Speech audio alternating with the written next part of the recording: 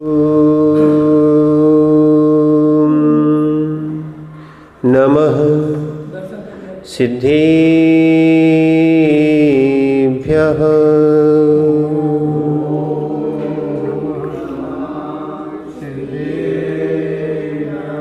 ॐ नमः सिद्धेभ्यः।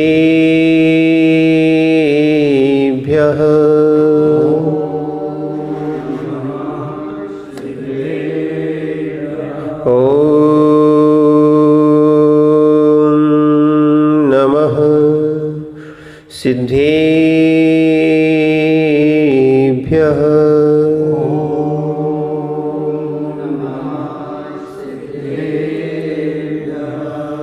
नमः श्रीवर्धमानाय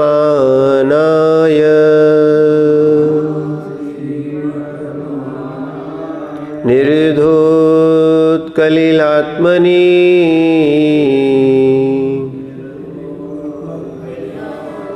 शालोकानां त्रिलोकानां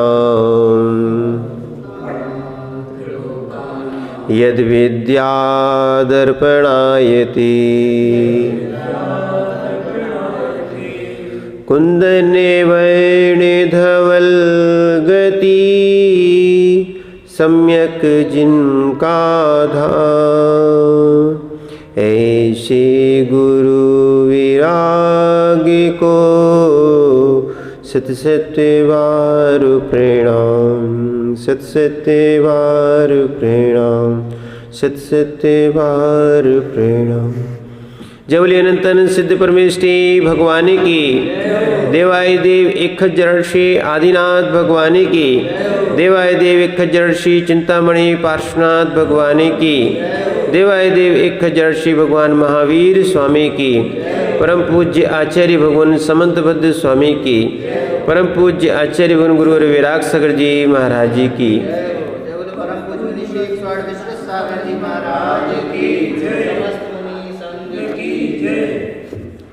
वो चेतनात्माओं,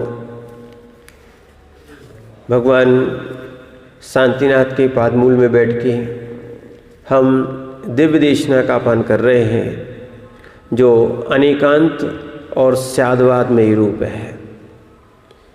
इस जिन देशना के अभाव से ही जीव को आज तक सम्यक्त की प्राप्ति नहीं हो पाई है।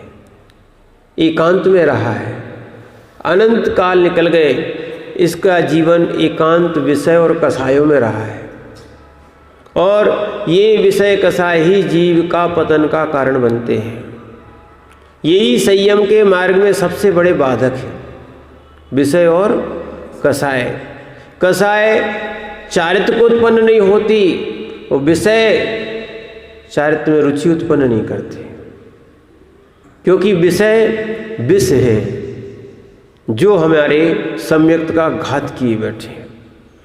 हम इन विषयों में पड़ जाते हैं और समझते हैं कि हमें ये आनंद दे रहा है। जैसे एक श्वान हड्डी चबाता है और सोचता है कि हड्डी में से खून निकल रहा है, जबकि निकलता कहाँ से है?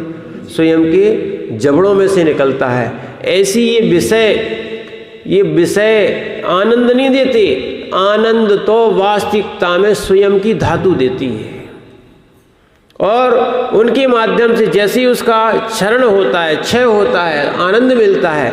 ऐसे ही आनंद जीव के पास स्वयं है, पर से नहीं है। इसीलिए उन विषयों को जब तक छोड़ेगा नहीं, जब तक उनसे अरुचि पैदा नहीं करेगा और देवशास्त्र गुरु में रुचि पैदा नहीं करेगा, तब तक सम्यक्त नहीं होगा।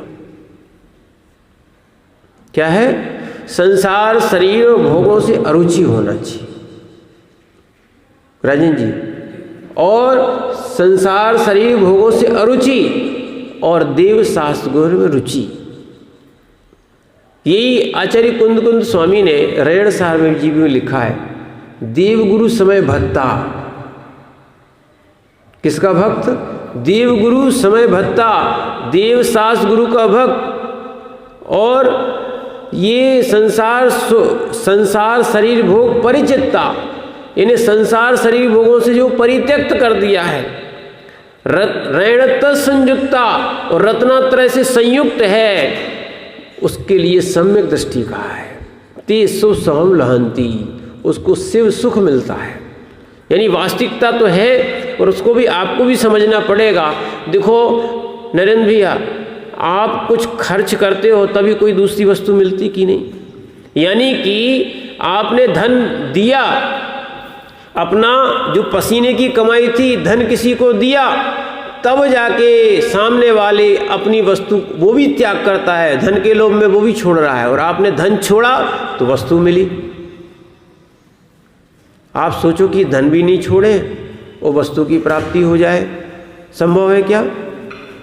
धन भी नहीं छूटे और वस्तु की प्राप्ति हो जाए, संभव है क्या?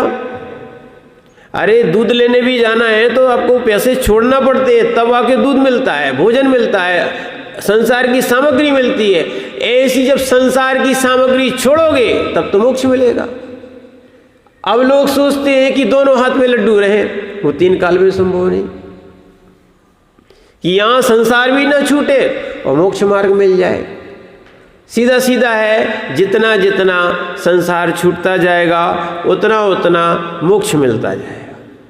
जितना जितना मोक्ष छूटता जाएगा उतना उतना तुम्हें संसार मिलता जाएगा। क्या है? विचार करना। संसार और मोक्ष में बिल्कुल विपरीतता है। 36 का आंकड़ा है इसमें। सिक्का देखा आपने? सिक्का देखा? एक सिक्का दूसरे के बिल्कुल विपरीत है। एक पक्ष है तो एक विपक्ष है। क्या है? ऐसी संसार भी जो संसार के कारण है, कार्य है, उनसे अरुचि होना पड़ेगी। देखो धीरे धीरे प्रतिमाएं बढ़ती जाती हैं, विरक्ति बढ़ती गई उसकी। वही देखते हैं, देखते इसमें संसार के बहुत सारे पंचसून सारे कार्य छुड़वा दिए। इसीलिए अब महाराज को कुछ करना शेष नहीं रहा। क्या है? उनको संसार का कोई कार्य शेष करना नहीं रहा। रत्नात्रयधारी उनकी लौकिक वृत्ति नहीं होती है, अलौकिक वृत्ति होती है।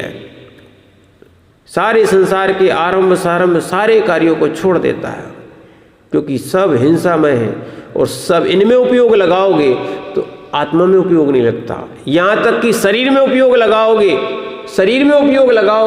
तो आत्मा में उपयोग नहीं लगता। एक और ध्यान रखना, पूज्यपाद स्वामी ने इष्टोपदेश में स्पष्ट लिखा है, यज्ञसुपकाराय तद्देह सपकारकम, यद्देह सपकाराय तज्जीव सपकारकम।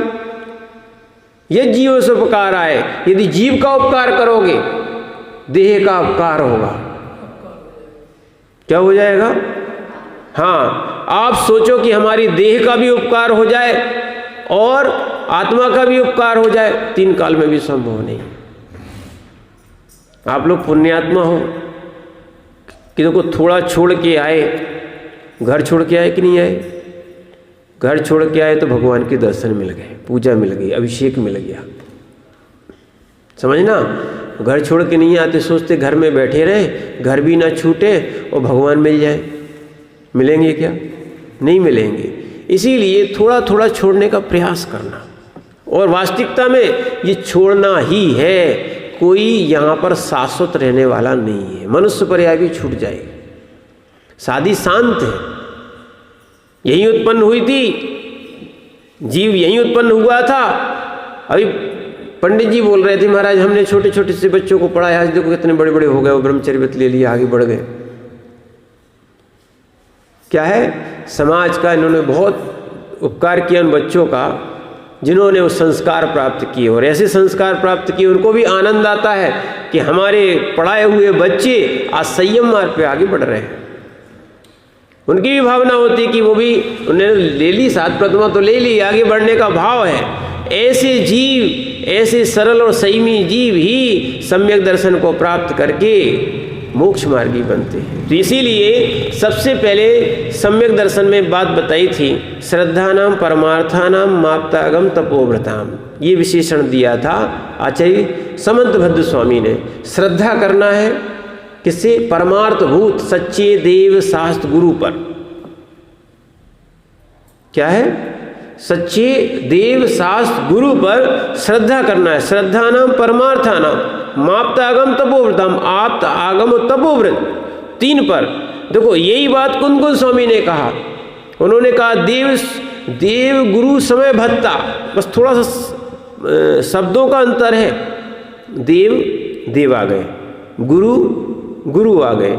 यहाँ पर गुरु का दूसरा नाम कर दिया। क्या कर दिया? श्रद्धा नाम परमार्था नाम माप्तागम तपोव्रताम, यहाँ तपोव्रत कर दिया। वो पर्यायवाची नाम है, एक ही बात है। वहाँ शास्त्र को देव शास्त्र के लिए समय कर दिया। क्या कर दिया? समय कर दिया, समय। तो इसीलिए देव शास्त्र गुरु के ऊपर श्रद्धा करना जो परमार्थ भूत है। और त्रिमूढ़ा पोढ़मष्टांगम ये शब्द लिया था, 3 मूढ़ताओं रहित और 8 अंग सहित। तो आज अपन 8 अंग के पहले अंग पर विचार करते हैं कि जो आचार्य भगवान ने क्या कहा इसमें। तो उन्होंने 8 अंग में 11वें नंबर के श्लोक में पहला दिया है निसंकित अंग। अच्छे समझना इसको, अगर ये समझ में आ गया तो बहुत सारी गुंथियाँ सुलझ जाएंगी। आचार्य महाराज बोल रहे हैं इदमेव दृश्यमेव तत्त्वं नान्य चान्यथा इत्यकाम्पाय सांभोवत् सन्मार्गे संशयारुचिः। हाँ पढ़िए। अच्छा हम पढ़ते हैं तो इसको समझने का प्रयास करना है। इदमेव, कल से ग्रंथ रख लेना, ठीक है। तो यहाँ पर इदमेव ध्यान रखना है इसको। तत्त्वम, तत्व जीवादि तत्व जो कहे हैं, 7 तत्व कहे हैं। देव शास्त्र गुरु का जो स्वरूप है, इदम माने यह, एव यानी ही, और ईदृशम माने एव ही, यानी इदम एव ही, ऐसा ही है, ऐसा ही है। ध्यान रखना इसको, अच्छे शब्द को, ऐसा ही है। और ऐसा ही है, ना अन्य है, ना अन्य है, ना अन्य प्रकार से।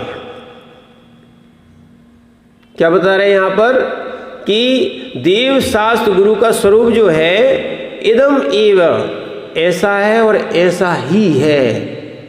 क्या है? यह ही है और ऐसा ही है। 4 बातें याद ध्यान रखना। आप चाहे संस्कृत पढ़ पाओ या ना पढ़ पाओ, ऐसा ही है। क्या लिखा है? नहीं, यह ही है, यह ही है। क्या है? यह ही है, ऐसा ही है। पहला क्या है? यह ही है, ऐसा ही है। और ना अन्य है, ना अन्य प्रकार से, ना अन्य है, ना अन्य प्रकार से। बहुत सारे इसमें आपके उत्तर मिल जाएंगे। इसलिए 4 बातें ध्यान रखना।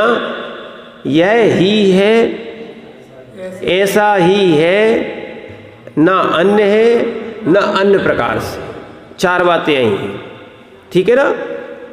ऐसा ही है, यह ही है, ना अन्य है, ना अन्य प्रकार से है। तो ऐसे नहीं है, इस अन्य प्रकार से भी नहीं। इस तरह सन्मार्गे यानी देव शास्त्र गुरु के प्रभाव में समीचीन मोक्ष मार्ग के विषय में आय सांभवत लोहे की तलवार आदि की धार पर चढ़ाए हुए पानी के समान अटल श्रद्धा मन रुचि वाला संशय रहित निशंकित अंग है। क्या है? देव ऐसे ही हैं, ये ही है, ना अन्य है, ना अन्य प्रकार के। लोगों का प्रश्न होता है कि हम देव किसे माने, भगवान किसे माने। सबसे पहले प्रश्न होता है ना, देव शास्त्र गुरु, इनमें 4 बातें लगा लो। ये ही है, यही है, ऐसा ही है, ना अन्य है, ना अन्य प्रकार से। अब आपको सर्वत्र भ्रमण करने की आवश्यकता नहीं है। ये आचार्य समंतभद्र स्वामी ने लिखा है। समंतभद्र स्वामी ने न्याय संगत शब्द बातों को लिखा है। निशंकित हो जाओ, कोई शंका नहीं होना चाहिए, कोई संशय भी नहीं होना चाहिए। कि ये भगवान है, कि ये भगवान है, कि इनको माने, कि इनको नहीं माने, इनको मानेंगे तो रूठ जाएंगे, इनको मानेंगे तो ये रूठ जाएंगे। ये वीतरागता में ये लक्षण ही नहीं लिखा। यहाँ तो गुणों की उपासना है, यहाँ मात्र नाम की उपासना नहीं। और रूठने वाले भगवान नहीं होते, रूठने वाले भगवान नहीं होते। ध्यान रखना अच्छे से, रूठने वाले भगवान नहीं होते। क्यों? रूठना भी एक कसाय है। कसाय करना कसाय है, क्रोध करना कसाय है, रूठना भी क्या है? कसाय है। और ये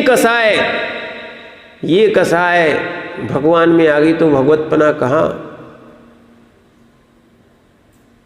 जब महाराज के लिए लिखा है विषयासा वसाती, तो विषय और आशा से जो अलग है, न विषय है न विषयों की आशा है, आशा तक छोड़ दी है ना। और विषयों की आशा छोड़ने के बाद विषयासा वसाती तो निरारंभो परिग्रह, कोई आरंभ कोई परिग्रह नहीं, कोई हिंसा नहीं, कोई आरंभ भी नहीं है और कोई परिग्रह भी नहीं है। वो साधु का लक्षण दिया है। तपस्वी सा प्रशस्ति, इसको तपस्वी कहा है। आचार्य समंत भद्र स्वामी ने एक शब्द नहीं पकड़ा। आज अपन क्या है, मात्र साधु यानी साधु, कोई तपस्वी बोल दे तो नहीं। अरे तपस्वी का ही पर्यायवाची नाम है। क्या है? गुरु भी बोल दो उसको, गुरु भी बोला उन्होंने। ठीक है, तो ऐसे ऐसे भिन्न भिन्न शब्दों को, सम्यक दर्शन के भी भिन्न भिन्न शब्दों को, भगवान के भी भिन्न भिन्न शब्दों को, यानी जो ग्रंथ पढ़े उसके लिए शब्दकोश वैसे ही बन जाए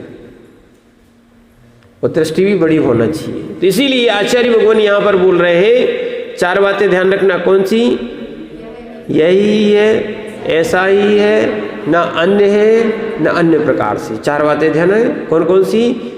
यही है, ऐसा ही है, ना अन्य है ना अन्य प्रकार से। निशंकित होना है तो ये चार बातें ध्यान रखना पड़ेंगी, कोई संशय नहीं रहेगा।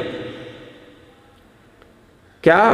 देव ये ऐसे, ये ही है, ऐसे ही है, ना अन्य है ना अन्य प्रकार से। ऐसे शास्त्र पे आ जाओ।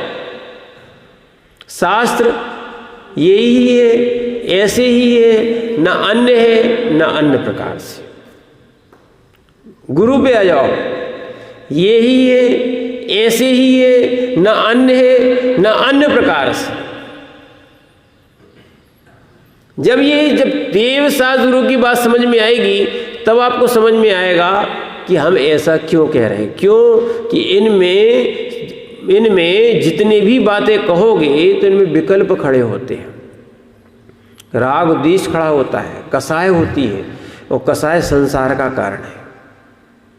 कसाय किसका कारण है? संसार का कारण है। आत्मा का स्वभाव नहीं है, ये विभाव है। क्रोध आदि कसाय क्या है? कौन सी है? अलग पद्धति से बोलो।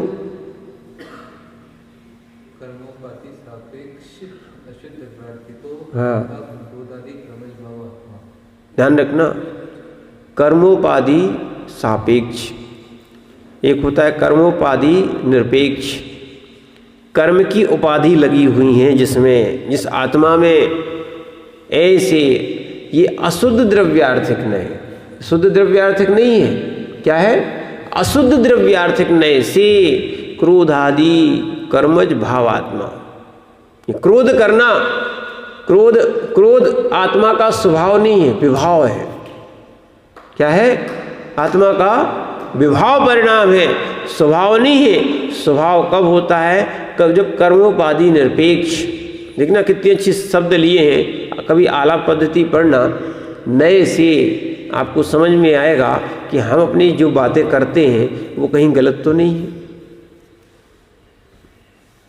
क्या है? आलाप का अर्थ होता है बोलना, पद्धति। बोलने की पद्धति का नाम आचार्य देवसेन स्वामी ने एक ग्रंथ बनाया, आलाप पद्धति।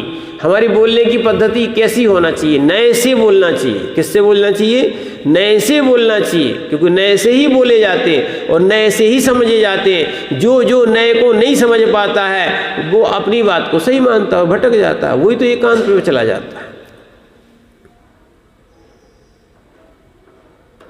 कर्म की उपाधि से सहित है, इसलिए अशुद्ध द्रव्यार्थिक हो गया। द्रव्य अशुद्धता को प्राप्त हो गया। और कर्मोपाधि निरपेक्ष क्या है? कर्मोपाधि निरपेक्ष शुद्ध द्रव्यार्थ को, यथा संसारी जीवा जितने संसारी जीव हैं, कर्म की उपाधि अलग कर दो, यानी कर्म अलग कर दो अगर द्रव्य के, शुद्ध द्रव्यार्थिक नए से देखे तो संसारी जीवा सिद्ध साधक शुद्ध आत्मा, सिद्ध के समान सिद्ध साधक, सिद्ध के समान शुद्ध आत्मा है। जब जब कर्म की उपाधि रहेगी तब तक ये जीव संसारी, और कर्म की आदि व्याधि उपाधि ये क्या है? ये संसार में रुलाने वाली हैं। आज यही चल रहा है, सत्ता की लड़ाई, मान की लड़ाई, अधिकार की लड़ाई, ये सब क्या है? ये कसाय भाव, ये आत्मभाव नहीं है, ये आश्रव भाव है, आत्मभाव नहीं है, ये निर्जरा भाव है, कोई मोक्ष मार्ग नहीं है। ध्यान रखना, लोग सोचते हैं मिंटू भैया, लोग सोचते हैं कि महाराज जैन दर्शन में शस्त्र उठाना क्यों नहीं बताया?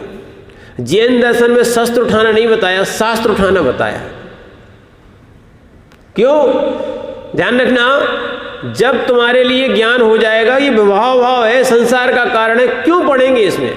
जिस जीव को भगवान बनना है वो थोड़ी सी सत्ता प्राप्त करेगा वर्तमान में, वो भी पाप करके। ध्यान रखना, शाश्वत सत्ता को छोड़ के क्षणिक सत्ता के लिए पुरुषार्थ करोगे। ये जीवन में अगर राजा भी बन गए, कुछ दिन अधिकार भी मिल गया, फिर पर्याय खत्म हो जाएगी, चले जाओगे।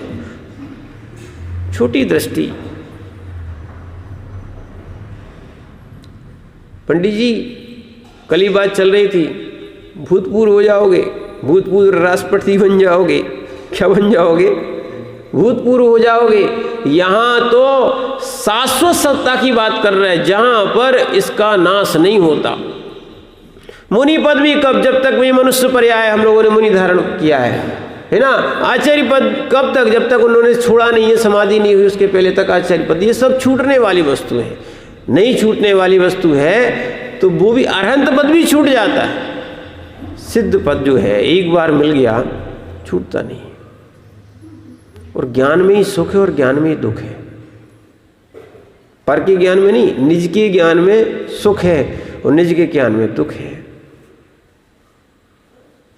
विचार करो, एक ने अपना देखना अपना पैसा विवेक से दान में दे दिया, सुखी हो गया।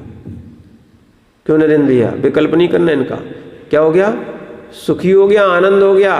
और एक के पैसे किसी ने चुरा लिए, पैसे दोनों जगह गए। राजन भैया, एक व्यक्ति 1 लाख रुपए दे के आया, कल की बात ध्यान रखो, 1 लाख रुपए दे के आया, ठीक है, और देने के बाद ही मुस्कुरा रहा है, और एक के 1 लाख रुपए का घाटा लग गया। गए तो है ना, अभी तो अब जो प्रैक्टिकल में करके आया वो बता रहे आपसे, है ना। छोड़े कि नहीं छोड़े? छोड़े दोनों में है, पर ध्यान रखना एक विवेक पूर्वक छोड़े हैं और एक छुड़ा लिए गए हैं, समझना। त्याग दोनों में हुआ है, पर एक में, अब एक और ध्यान रखना, एक में राग लगा हुआ था सो दुख हो रहा है, और एक में राग है कि हमने अपना पैसा छोड़ा है और वो अच्छी जगह गया है, परमार्थभूत गया है, उसमें आनंद है। ज्ञान में ही सुख है और ज्ञान में ही दुख है। हम कर्मों को आनंद से भी भोग सकते, देखना अपन चले इन बातों को लेके तो आनंद आएगा, नहीं तो हमारे लिए वस्तु जैसी है हम उसको वैसा नहीं देखते। इसमें अंजन चोर की बातें आई हैं कि अंजन चोर, देखना वैसे तो चोर था, क्या था? चोर था, पर उसका नाम चोर नहीं था ना, अंजन था, उसका एक अवगुण था, उसका नाम था चोर। सप्तव्यसनी था, उसका नाम था ललितांग। राजपुत्र था, और राजपुत्र होने के बाद वो व्यसन में फंस गया। और एक और ध्यान रखना, पिता ने सोचा था मोक्ष मार्गी है, तद्भाव मोक्षगामी जीव है, थोड़ा लाड़ प्यार दें। तो जिनने लाड़ प्यार दिए सभी बिगड़ जाते हैं, उनके अंदर विषय कसाय बहुत बढ़ जाता है। समझ रहे ना, उनके अंदर विषय कसाय बहुत भर जाता है। और ऐसा विषय कसाय भरा, चोरी भी करता था, वैश्य सेवन भी करता था। और उसको अंजन नाम की विद्या सिद्ध थी, यानी अंजन लगा लेता था आंखों में, तो फिर वो दिखाई नहीं देता था किसी को। सोचना, एक एक बातों को पकड़ा गया है। पहले अंजन नाम की एक विद्या होती थी जो सिद्ध की जाती थी, है ना, शायद आपने नहीं समझ में आई होगी, है ना। पर मिस्टर इंडिया तो देखिए, नहीं देखी? देखिए अब याद आ गया। वो चश्मे का कमाल था, है ना। ऐसे यहाँ अंजन का कमाल था। वो देखो यहाँ से कहाँ से लोग कहाँ पर बना जाते हैं। जैन दर्शन आप दिखाओगे तो आपको वहाँ दिखेगा, हाँ वो जल्दी याद आ जाती है। क्यों? वो सामने देखी हुई वस्तु है। ऐसी अंजन होता था, अंजन आंख में लगा लिया, कोई को दिखता नहीं था वो। अब उन्होंने, अब जिसके पास अंजन विद्या हो कहीं भी चोरी करके आ जाता, सामने हाथ डालेगा, दिखाई नहीं रहा कौन व्यक्ति कहाँ है। अब तो उठा के लाता था, चोर पक्का चोर हो गया। तो उसने अपनी चोरी के अभिमान में कि हम तो जहाँ कहो वहाँ चोरी करके आ सकते हैं। तो वेश्या ने कहा अच्छी चोर है तो पर एक काम करो, इनकी परीक्षा ही करके देख लेते हैं। तो वेश्या ने कह दिया कि तुम तो रानी का हार चुरा के लाओ। ठीक है, उन्होंने कहा चले कोई दिक्कत नहीं। उन्होंने अंजन लगाया और अंजन लगाने के बाद चले गए। ये विद्या भी लोगों को मालूम थी कि ऐसी भी विद्या होती है जिसमें व्यक्ति नहीं दिखता पर चोर होता है। क्या है? उसकी सिद्धि की, और सिद्धि करने के बाद उनको विद्या सिद्ध हो गई। चोर ऐसे व्यसनी लोगों को सिद्ध हो जाती, भाई विद्या है, हो गई सिद्ध। जैसे आज बहुत सारी विद्याएं लोगों को सिद्ध हो गई हैं, पर उसका प्रयोग कहाँ चल रहा है? देखो शस्त्र बनाने में चल रहा है, शास्त्र पढ़ने में नहीं चल रहा है। क्या है? जिससे विनाश हो जाए। अरे कर्मों के विनाश के लिए तुमने ये ज्ञान प्राप्त करना था, सो वो तो कर्म का विनाश नहीं किया, यहां जीवों का विनाश करने बैठ गए। यही तो ज्ञान विपरीत ज्ञान है। जो शत्रु को विनाश करना था, शत्रु को विनाश करना था, हमारे यहाँ णमो अरिहंताणम है ना, णमो नमस्कार हो किसको? अरिहंताणम। अरिहंत के समझते हो क्या अर्थ है? जिन्होंने शत्रुओं को, अरि माने होता शत्रु को हनन करने वाला, शत्रु को हनन करने वाले को हम नमस्कार करते हैं। पर कौन से? कर्म रूपी शत्रुओं को, जो संसार में इस आत्मा को भटकाए थे, लटकाए थे, घुमा रहे थे। और आज हम उन्हीं कर्मों के चक्कर में आके हमारा ऐसा भाव हो गया, हमारा ऐसा भाव हो गया, तो क्रोध आया तो क्रोध रूप हो गए, है ना, मोह आया तो मोह रूप हो गए। अरे ध्यान रखना, ये शत्रु हैं, आपको घुमा रहे हैं। आपकी सत्ता भिन्न है, कर्मों की सत्ता भिन्न है। कर्मों की सत्ता में अपनी सत्ता को मत मिलाओ और उनके साथ मत घूमो। कर्मों की सत्ता को अपने मत मिलाओ। देखो पानी पानी है, पानी में तुमने क्या डाल दिया? कल ही विचार चल रहा था, देखो पानी में तुमने नींबू डाल दिया, देखना नींबू डाल दिया, नींबू खट्टा हो गया। क्या हो गया? खट्टा। उसमें और संयोग कर दो, देखो और संयोग कर दो, तो उसमें क्या और डाल दो? शक्कर और डाल दो, वो तुम्हारे लिए औषधि बन गया है। पानी भी औषधि भी थी। और ठीक है ना, हम सोच रहे थे अच्छी सी बात, अच्छे समझना, ये बहुत सुनने लायक वस्तु है कि शक्कर की भी आवश्यकता है, शक्कर की भी आवश्यकता है और नींबू की भी आवश्यकता है। संसार में विपरीत लोग भी हों कोई दिक्कत नहीं, शक्कर और नींबू विपरीत है कि नहीं? बोला नहीं, पर समझो, आप फिर से समझो, नरेंद्र भी अच्छे समझो। शक्कर और नींबू नहीं मिलेगी तो शिकंजी कैसे बनेगी? ठीक है, पर अपन को विवेक से काम करना। अगर नींबू ही नींबू डाल दिया तो काम का नहीं, विवेक से, नहीं तो नींबू ही नींबू पी के आ गए, पता पड़ा कि वो लोटे लेके जाना पड़ा। विवेक बहुत आवश्यक है, विवेक बहुत आवश्यक है। जिनने अविवेक का काम किया, तो इसीलिए अपन को अपनी प्रकृति समझना चाहिए। क्या समझना चाहिए कि हमारी प्रकृति क्या है, इसलिए विवेक का प्रयोग नहीं किया। फिर देखो उसी को शांत करना है तो उसी में शक्कर मिला दी, क्या होगी? औषधि बन गई। ध्यान रखना, ऐसी बहुत सी जहर भी औषधि बन जाती है। क्या बन जाती है? जहर जो मारक होता है वो तारक भी हो जाता है। क्या है?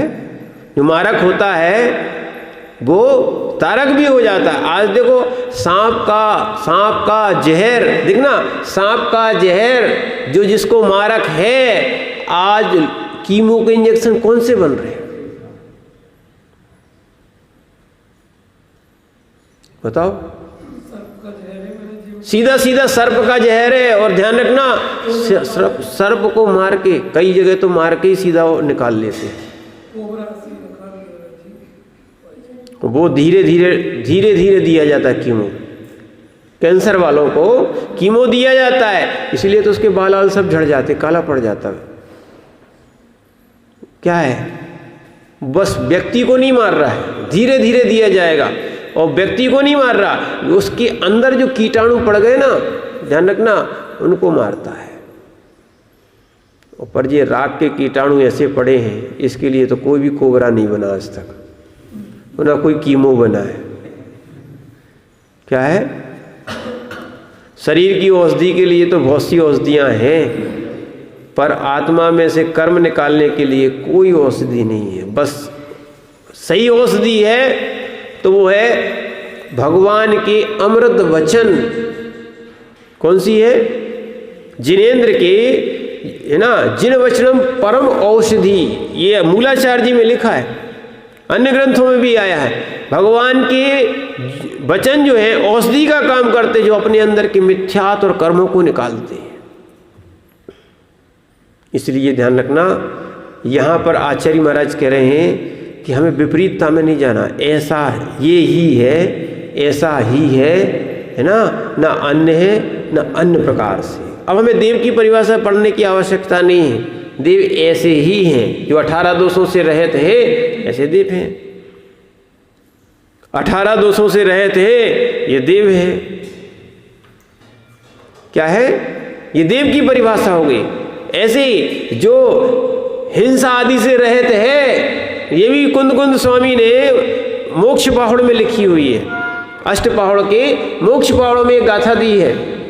जो 18 दोषों से रहित वो देव, जो हिंसा से रहित वो शास्त्र, जो निर्ग्रंथ है वो गुरु। निर्ग्रंथ है। ध्यान रखना, ग्रंथ यानी पढ़ने वाला भी ग्रंथ होता है, और ग्रंथ यानी परिग्रह भी होता है। ग्रंथ यानी क्या है? परिग्रह। निर्ग्रंथ है यानी जिनके पास एक वस्त्र का धागा भी नहीं है, और जिनकी, एक और ध्यान रखना अच्छे से, क्योंकि सब शास्त्रों को अपन पढ़ते हैं तो बहुत सारी चीजें निकलती हैं। मूर्छा भी परिग्रह है, और मूर्छा ही परिग्रह है।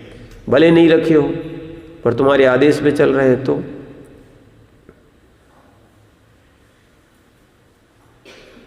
क्या है? मैंने आपके पास यहाँ तो कुछ नहीं है, तो आप कुछ नहीं कहलाओगे क्या?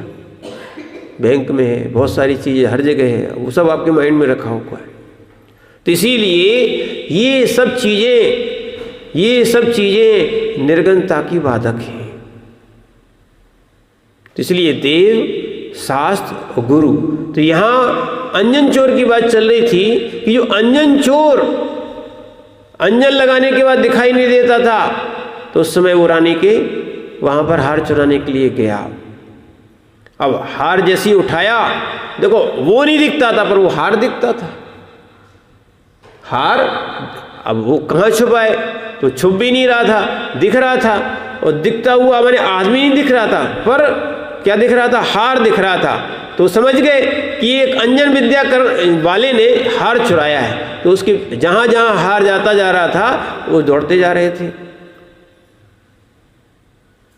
आदमी तो दिख नहीं रहा, क्या किया जाए, अंजन चोर दिखाई नहीं दे रहा था, क्या किया जाए। दौड़ते गए दौड़ते गए दौड़ते गए दौड़ते गए। जब अंजन चोर भी समझ गया कि अब तो परेशान हो गए, जब ये हार रहेगा तब तक हम बच नहीं पाएंगे, तो उसने क्या किया, हार को एक जगह फेंक दिया। और जैसे ही फेंका तो जहाँ वो हार गया उसके पीछे फिर सैनिक पहुंच गए। अब ये बचता हुआ, अब वो हार ढूंढने के लिए मैंने सैनिक जो है ना, हार तो मिल गया उनको, पर अंजन चोर के लिए मैंने जो था, कौन सा अंजन चोर है उसको ढूंढने के लिए आ रहे थे। तब तक उसको क्या हुआ, एक माली जो था, सेठ का एक माली था, उसको उन्होंने विद्या दी थी। सेठ को रोज फूल लाके देता था माली। तो वो कहता था, सेठ जी हम आपको फूल देते हैं, आप जाते कहाँ हो, मैं दिखते नहीं हूँ यहाँ पे। उन्होंने कहा हमें एक विद्या सिद्ध है। कौन सी? आकाशगामिनी विद्या सिद्ध है कि जो हम उससे भगवान जिनेंद्र की, आकृतिम चैत्यलों की, पंच मेरु की, है ना, इनकी वंदना करने जाते, 2.5 दीप तक की अंदर की पूरी वंदना करने जाते हैं। बोले ये विद्या हमें भी दे दो। सेठ जी सरल थे, उन्होंने कहा ठीक है। तो उन्होंने विधि बता दी, जो विद्या सिद्ध करने की विधि थी वो बता दी। बताने के बाद वो दृश्य देख रहा था कौन, अंजन चोर छिपा हुआ देख रहा था। एक व्यक्ति है, नीचे शस्त्र गड़े हुए हैं, ऊपर पेड़ पर एक सीका बना हुआ है, उस पर चढ़ता है और फिर उतरता है, चढ़ता है फिर उतरता है। उसको बात समझ में नहीं आई। उसने उससे पूछ लिया कि भैया क्या कर रहे हो? बोले विद्या सिद्ध कर रहे हैं। तो बोले ऊपर नीचे चढ़ के कैसे हो रही? बोले वो तो डर लग रहा है, विद्या सिद्ध नहीं हुई तो सीधी मरना है। नीचे शस्त्र गड़े हुए, क्या हो जाएगा, मरण हो जाएगा। अब थोड़ा सा मन में था कि विद्या सिद्ध हो जाए, और दूसरा क्या था कि डर लगा था। जैसे आप लोग बहुत से कार्यों से डरते हो, बहुत से कार्यों से डरते हो। रात्रि में भोजन छोड़ दिया तो फिर क्या होगा, कैसे चलेगा जीवन? रात्रि में पानी छोड़ दिया तो क्या होगा? आलू छोड़ दिए, प्याज छोड़ दिए, जमीन कंद छोड़ दिया तो फिर कैसे चलेगा जीवन? घर छोड़ दिया फिर कौन रखने वाला? एक और ध्यान रखना, अच्छे से समझना सूर्य भैया, घर छोड़ दिया और घर वाले जब छोड़ देते हैं तो ऐसे ही होते हैं, पैसा तो एक बार उठा भी लेंगे, अगर एक बार जिसको घर से निकाल दिया तो दोबारा ग्रहण भी नहीं करते। देख लो ना, बहुत सी बातें, जैसे कि अंजना को उन्होंने शादी कर दी, विवाह कर दिया अच्छे से पवन अंजन के साथ, छोड़ दिया, और जब अपवाद लगाओ फिर वो अंजना अपने घर गई, पिता ने कहा नहीं रखेंगे। क्या है, ऐसे ही दीक्षा होने के बाद फिर घर वाले भी स्वीकार नहीं करते। क्या है, समाज भी स्वीकार नहीं करती। इसलिए सोच समझ के आगे जो बढ़ रहे हैं सोच समझ लो।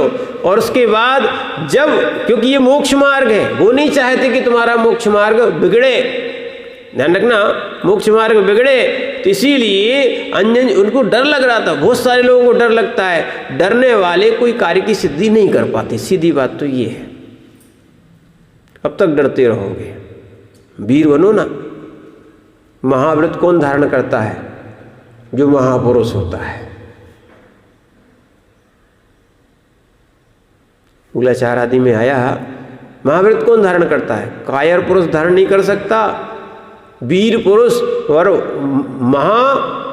जो महाव्रती यानी जो महान पुरुष है वो इस महाव्रत को धारण कर पाता है और अंत तक निभाता है। तो यहाँ महाव्रती जो धारण कर रहा है, तो ऐसी उसने, वो थोड़ा वीर पुरुष था, उसने सबसे पहले एक अंजन विद्या पहले सिद्धि की थी, उसको ही मालूम था विद्या में की सिद्धि में भी अनेक विघ्न आते हैं, पर उन विद्याओं की सिद्धि में कोई उसमें बहे ना। कभी आप रावण का सुनना या पद्म पुराण पढ़ना, वहां पर जब रावण सिद्धि करता था विद्या नाना रूप बना के आती थी, पर उनको देख के वो समझ गया कि ये सब विद्या का काम है, तो विचलित नहीं हुआ। जो जो विचलित हो जाते उनको विद्या सिद्ध नहीं होती। ठीक है, ऐसी क्या हुआ, उसने देख लिया तो उसने कहा कि हमें विद्या दोगे? बोले हाँ ठीक है, आप सिद्ध कर लो। हमारा तो खैर भाव नहीं है और हमारा भाग्य नहीं है, क्योंकि अगर नई विद्या सिद्ध हुई तो मरण तो पक्का है।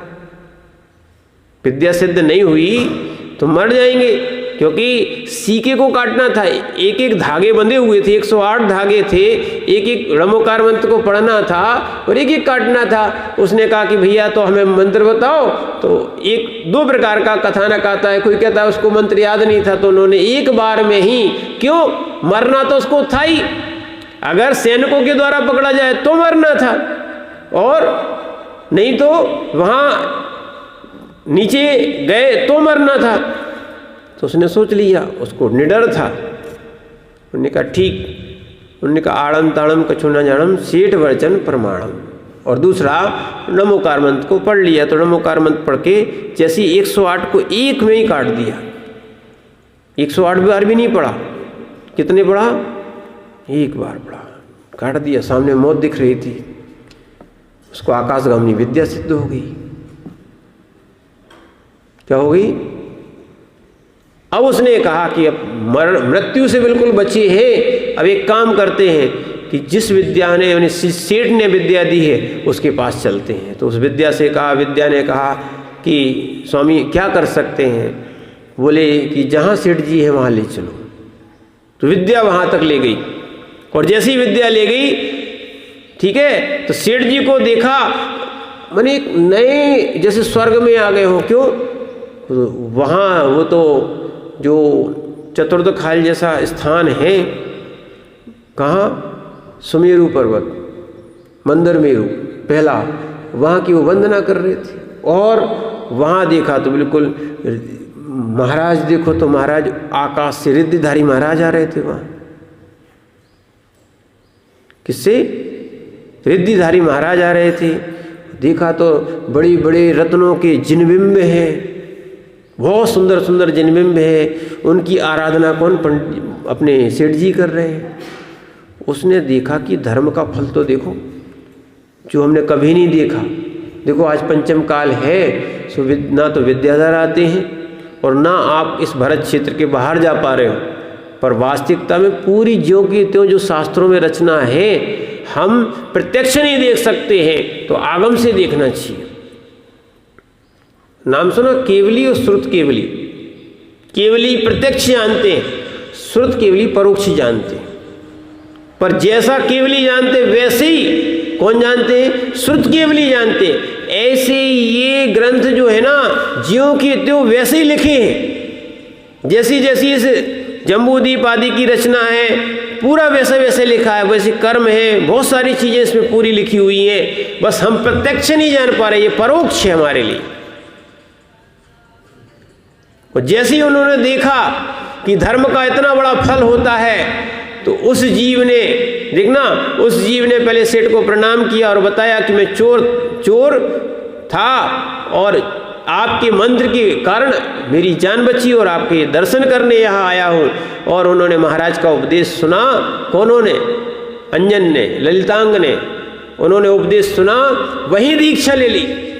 और दीक्षा लेने के बाद देखो भाव का परिवर्तन कैसा होता है। निसंकित हो गया, धर्म के बारे में निसंकित हो गया, और दीक्षा लेने के बाद वहीं ऐसी साधना की कि उसी भाव से वो व्यक्ति मोक्ष चला गया। अभी तो अपन चोर देखते रहते, चोर कहते रहते, वो भी उसके अवगुण थे, पर उसने अवगुणों को गुण में परिवर्तन कर लिया। यानी सीधी सीधी बात आचार्य महाराज यहाँ कहना चाहते हैं कि हम जो है संशय में ना रहे, शंका में ना रहे। हमारे अंदर शंका नहीं होना चाहिए। कि स्वर्ग नरक होता कि नहीं, पुनर्भव होता कि नहीं, ध्यान रखना, और भी चीज़ें होती कि नहीं। अच्छे समझना, आज भी बहुत सारे लोगों को भूत लगते कि नहीं लगते, दिखते, यानी कोई आत्मा नहीं मानता ना कि आत्मा मरने के बाद फिर समाप्त हो जाती है। ये भी ध्यान रखना, नहीं तो लोगों को छोटे से गलत पढ़ाया जा रहा है। आप तो शास्त्र तो पढ़ते नहीं हो, अपने दूसरों की बातें पढ़ देते हो कि भगवान ने हमें बनाया। क्या बनाया? भगवान ने हमें जाति पे भेजा। ना भगवान ने बनाया ना भेजा है। भगवान ने हमें बनाया नहीं है, हमें धरती पे भेजा नहीं है। अच्छे समझना आप बात को, ठीक है? अगर भगवान ने हमें बनाया होता तो फिर भगवान को किसने बनाया? बहुत सारे प्रश्न कहते हैं भगवान के अंश हैं, ये भी आपको बताया जाता है। तो हम भगवान के अंश हैं, तो हम भगवान जैसे क्यों नहीं हैं? हम क्यों अशुभ काम कर रहे हैं? सोने का अंश कैसा रहेगा? सोने जैसा रहेगा कि नहीं? भगवान का अंश कैसा होना चाहिए? भगवान जैसा होना चाहिए, शुद्ध होना चाहिए। तो ये अशुद्ध कैसे? और फिर क्यों पाप कर रहा हो? क्यों आया संसार में? पाप करने ही क्यों आया? उनने ये बनाया है तो वो शुद्ध ही बना देते, भगवान बना देते, क्यों संसारी बनाया? जब उनकी बनाने की सामर्थ्य थी, अरे कोई भी फैक्ट्री वाला है, अच्छा प्रोडक्ट बनाना जानता तो सीधा अच्छा ही बनाएगा, खराब क्यों बनाएगा वो? है कि नहीं? जब उनको बनाना आता ही है तो वो सीधा भगवान ही बना देंगे, क्यों इंसान बनाते हैं? सीधा सीधा प्रश्न खड़ा हो गया। जब तुम बनाते ही हो, भगवान भी बनाते हो, इंसान भी बनाते हो, तो फिर बुरा भी बनाते हो, तो फिर अच्छा ही क्यों नहीं बना रहे हो? इसलिए ध्यान रखना, ना तो भगवान ने बनाया, ना भगवान को किसी ने बनाया। भगवान बना जाता है, बनाया नहीं जाता है। क्या होता है? जैसे सोना है ना, सोना जब खान में मिलता है, चाहे लोहा खान में मिलता है, चाहे जो आपका दर्पण देखा आपने? दर्पण देखा? कांच देखा? कांच कभी कांच को देख लोगे काय से बना है तो विश्वास नहीं करोगे। कांच क्या है? रेत है, रेत। कांच क्या है? रेत। रेत को तापमान मिलता है तो वो क्या है? वो वैसी परिणत हो जाती है। जैसे प्लास्टिक देखिए, प्लास्टिक के दाने आते हैं। प्लास्टिक के क्या आते हैं? दाने आते हैं, और दाने को जैसी ऊष्मा दो और जैसा सांचा दो वैसा ढल जाता है। ऐसी बिल्कुल कांच होता है। कहाँ रेत और कहाँ कांच? समझ में आ रहा कि नहीं आ रहा? कहाँ रेत, बालू ये रेत, और कहाँ कांच। तापमान मिलने से वो वैसी परिणत हो गई। ऐसे ही ये आत्मा ये अपने कर्मों को जला देती है, ये सिद्ध परमात्मा बन जाती है। ध्यान रखना, इसीलिए संशय में बिल्कुल नहीं रहना। देव भी यही हैं, शास्त्र भी यही हैं, और गुरु भी यही है। ऐसे ही चलना पड़ेगा। देव शास्त्र गुरु को देख के ही चलना पड़ेगा। बस अंतर इतना है, देव और शास्त्र,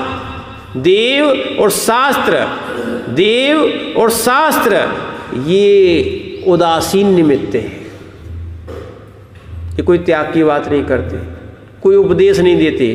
तुम्हें कल्याण करना है, इनको पढ़ लो, इनके दर्शन कर लो, इनकी पूजा पाठ कर लो।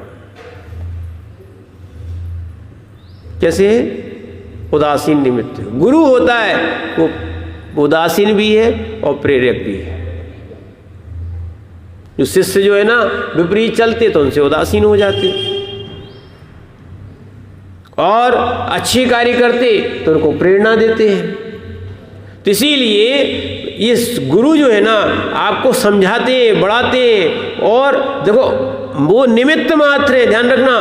देव शास्त्र गुरु ये बहिरंग निमित्त है। हमने आपको कल बताया था कि सम्यक दर्शन के बहिरंग निमित्त होते, बहिरंग निमित्त होते हैं। जिन बिंब दर्शन, कौन सा? जिन बिंब दर्शन, जाति स्मरण, धर्मोपदेश है ना, और जिन महिमा दर्शन। मनुष्य में 3 है, जिनबिंब दर्शन, जिनोपदेश और जाति स्मरण। सर्वार्थ सिद्धि में आया क्या आया? 3 है, 3 कारण। कितने? 3 कारण है। कौन कौन से? जिनबिंब दर्शन, जिनोपदेश और जाति स्मरण। ठीक है ना? तो जाति स्मरण की भी बात चल रही थी। बहुत सारे भूत प्रेत लगते कि नहीं, और बहुत से ऐसे भी लोग हैं जाति स्मरण कि उनको पूर्व पर्याय का ज्ञान हो जाता, हम पिछले भाव में क्या थे। हो सकता है यहाँ कोई हो, किसी को, है ना? यानी आपके कोतमा में कोई मिला? नहीं मिला। हम लोग को मिल चुके, हम लोग को 2-4 लोग मिल चुके। यहाँ तक कि ग्वालियर में 2 व्यक्ति मिले थे। एक पायलट थे, जैन थे, पायलट थे। बोल रहे थे कि महाराज हम अगले भाव में चाइना की पायलट में थे। सीधा बोलते थे। उनके तो बच्चे भी हो गए हैं और वो रिटायर्ड भी हो गए। बोल रहे थे कि महाराज अगली, और वहाँ हम वो प्लेन क्रैश होने के कारण समाप्त हुए थे। वो भी सही निकला। और एक और व्यक्ति भी इसी संबंध में निकला, पर वो सामान्य थे, वो इकलौते लड़के थे। वो जब उत्पन्न हुए थे उसके बाद बोलना प्रारंभ किया। वो बार बार कहते थे कि हमारे घर वालों को सूचना दे दो कि हम प्लेन क्रैश हो गया था, इस कारण हमारी मृत्यु हो गई। एड्रेस तक बताया, यहाँ तक कि फ़ोन नंबर तक बताया। सुनना, फ़ोन नंबर तक बताया।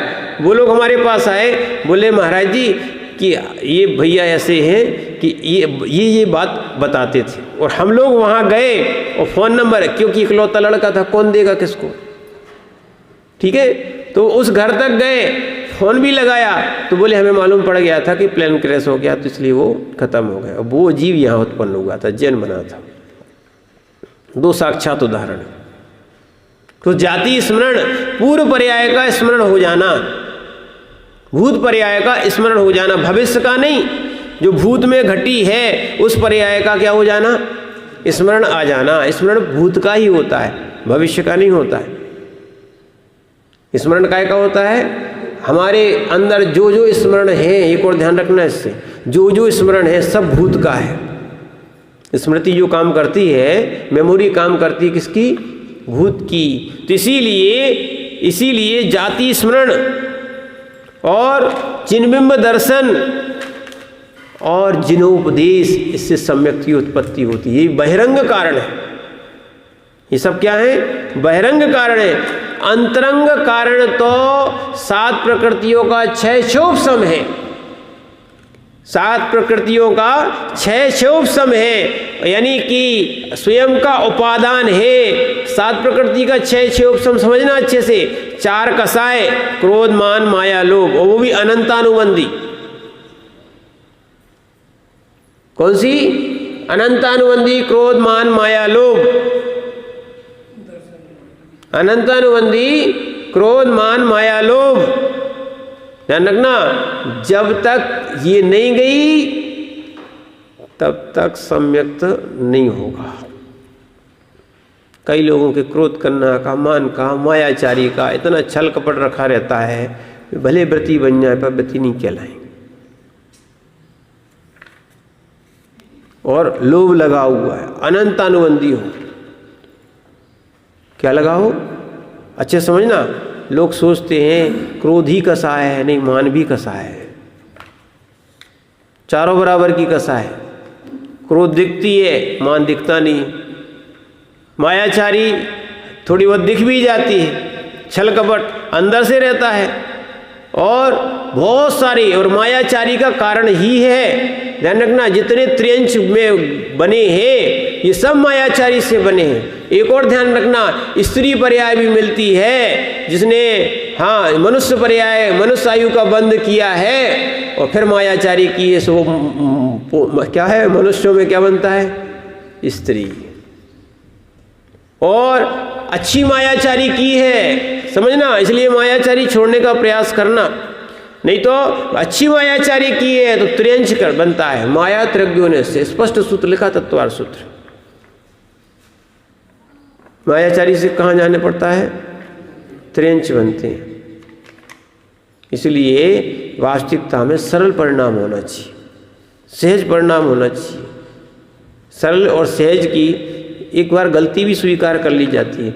मायाचारी वाला सच्चा आदमी भी क्यों नहीं दिख रहा हो, झूठा काम करता है, उसकी सारे कामों पे कलंक हो जाता है। इसीलिए यहाँ पर आचार्य महाराज कह रहे हैं कि 7 प्रकृति कौन कौन सी? क्रोध, मान, माया, लोभ। ठीक है ना? क्रोध, मान, माया, लोभ, ये हो गई 4 कसाय। कौन कौन सी? क्रोध, मान, माया, लोभ और सम्यक्त मिथ्यात्व और सम्यक प्रकृति। हाँ, मिथ्यात्व, सम्यक मिथ्यात्व और सम्यक प्रकृति। ठीक है ना? क्या हो गया? ये 3 चीजें। ठीक है? किसी की 5 होते हैं, 5 प्रकृति का 6, किसी का 4 प्रकृति का नहीं, किसी का 6 प्रकृति का और किसी का 7 प्रकृति का 6 उपशम हो जाता है। तो तब जाके सम्यक दर्शन, ये अंतरंग हेतु है। क्या है? इसको समझना। इसीलिए अपन को देव शास्त्र गुरु के बारे में कभी शंका नहीं करना चाहिए, कोई संशय नहीं। शास्त्र में लिखा है, सही लिखा कि झूठा। बहुत सा प्रश्न आता है कि महाराज वर्तमान का भूगोल और इस पे बहुत से बड़े बड़े आचार्य, बड़े बड़े माने विद्वान, बड़े बड़े लोग है ना, वो संशय में पड़ जाते कभी कभी कि वर्तमान में सैटेलाइट दिख रही है, वर्तमान में सूरज चंद्रमा दिख रहा है, सब कुछ दिख रहा है ना, और जैन दर्शन का भिन्न है। संशय में पड़े कौन सा सही है। अरे एक बार हमारे पास तो निर्मल सेठी आए। निर्मल सेठी आने के बाद हमसे बोले महाराज कि एक ये पुस्तक छपी है। काहे की? बोले ये सब देशों की उन्होंने यात्रा की है। ठीक है, अच्छी बात है। बोले महाराज जी देशों की यात्रा तो की है, सो की है। जितना अपने यहाँ जो 8 द्वीपों का वर्णन है, एक नंदीश्वर द्वीप भी उनको मिला था। नंदीश्वर कहाँ मिल गया? हमने कहा। बोले महाराज समुद्र भी मिले उनको, जैसे जैसे अपने आगम में बताए ना। अच्छा, नंदीश्वर भी मिल गया? हाँ, नंदीश्वर वो क्या है? मैंने कहा नंदीश्वर तो कोई मनुष्य जा ही नहीं सकता। देखना, एक बात ध्यान रखना, चाहे कोई बड़ा आदमी भी क्यों ना हो। इसलिए देखो भैया जी आपसे बार बार कहते हैं, सुनो सुनो, अपन तो आगम सामने रखते कि मिल रहा कि नहीं मिल रहा। ठीक है? अब कोई बड़े ने कह दिया, बोले नहीं महाराज जी देख के आए, देखो फोटो है वहाँ की। अरे हमने कि देखो हमारे यहाँ के व्यापारी थे। क्या है? हमारे यहाँ के बड़े बड़े व्यापारी रहे, बहुत बड़े बड़े लोग रहे, जिन्होंने बाहर जाके भी, भले उनको मंदिर नहीं मिले, उन्होंने वहाँ मंदिर बनाए, बहुत बड़े बड़े विशाल मंदिर और बने। विदेशों तक में यात्रा करने गए, 12 साल के लिए जो यात्रा करने गए, तो क्या अब जिनायतन नहीं बनाएंगे? अपने साथ भगवान भी ले जाते थे और वहाँ स्थापित भी करते थे। ये अभी की परंपरा नहीं है, पूर्व परंपरा चली आ रही, लेकिन बड़े बड़े विशाल बनाए हैं। ये सब श्रावकों ही ने बनाए। देखो ना, 1 किलोमीटर का मंदिर बना हुआ है, मीनाक्षी मंदिर। तमिलनाडु में मीनाक्षी मंदिर, इतना विशाल और बड़ा मंदिर किसने बनाया था? राजा ने बनाया था, लोगों ने बनाया था। किसने बनाया था? इतने बड़े बड़े विशाल मंदिर बनाए, वो नेमिनाथ मंदिर था।